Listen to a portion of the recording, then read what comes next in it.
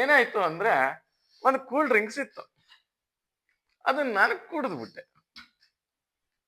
ಮಗಳು ಮೇದಿನಿ ಗಲಾಟೆ ಮಾಡ್ತಾ ಇದ್ದಾಳೆ, ನನಗ್ ಬೇಕಾಗಿತ್ತು, ಖಾಲಿ ಮಾಡ್ಬಿಟ್ಟಿದೆ ಅಂತ. ಈಗ ಮತ್ತೆ ಹೊರಗೆ ಹೋಗಿ ತರ್ಲಿಕ್ಕೆ ಆಗುದಿಲ್ಲ. ಏನ್ ಮಾಡೋದು? ಏನಾಗ್ತದೆ ಅಂದ್ರೆ ಜೀವನದಲ್ಲಿ ಕೆಲವು ಸಲ ನಮ್ಗೆ ಎಲ್ಲ ಖಾಲಿಯಾಗಿದೆ ಅನಿಸ್ಬಿಡ್ತದೆ. ಇದೇ ತರ ಯಾರೋ ಕುಡಿದು ಬಿಟ್ಟಿದ್ದಾರೆ, ನಮಗೆ ಯಾರೋ ಏನೋ ಮಾಡಿದ್ದಾರೆ, ನಮಗ್ ಅನ್ಯಾಯ ಆಗಿದೆ, ದೇವ್ರು ನಮಗ್ ಅದನ್ನ ಕೊಡ್ಲಿಲ್ಲ, ನಮಗಿದು ಸಿಗ್ಲಿಲ್ಲ. ಈ ತರ ನಾವು ಒಂದು ನೆಗೆಟಿವ್ ಚಿಂತನೆಯಲ್ಲಿ, ದುಃಖದಲ್ಲಿ ಮುಳುಗಿರ್ತೇವೆ.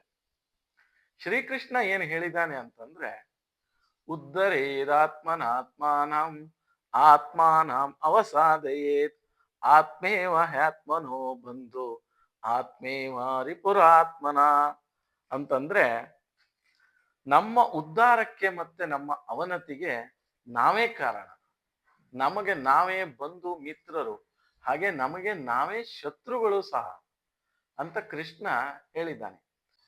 ನಮ್ಮ ಸಾಧನೆಗೆ ಬೇಕಾದ ಶಕ್ತಿ ಸಾಮರ್ಥ್ಯ ಎಲ್ಲ ನಮ್ಮ ಒಳಗೆ ಇರ್ತದೆ, ನಾವು ಅದನ್ನ ಬಡಿದು ಎಬ್ಬಿಸ್ಬೇಕಾಗ್ತದೆ. ಈ ತರ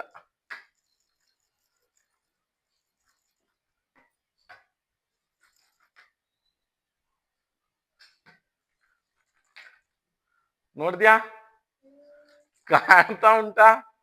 ನೋಡು, ಈಗ ಈ ಖಾಲಿಯಾಗಿದ್ದ ಕ್ಯಾನಿಂದ ಎಲ್ಲಿಂದ ಬಂತು? ಹೌದಾ?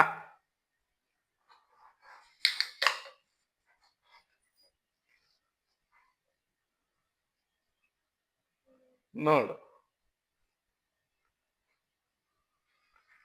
ನಮ್ಮ ಮೇಲೆ ನಮಗೆ ನಂಬಿಕೆ ಇರಬೇಕು. ಏಳಿ ಎದ್ದೇಳಿ ಗುರಿ ಮುಟ್ಟುವ ತನಕ ನಿಲ್ಲದಿರಿ. Enjoy the juice.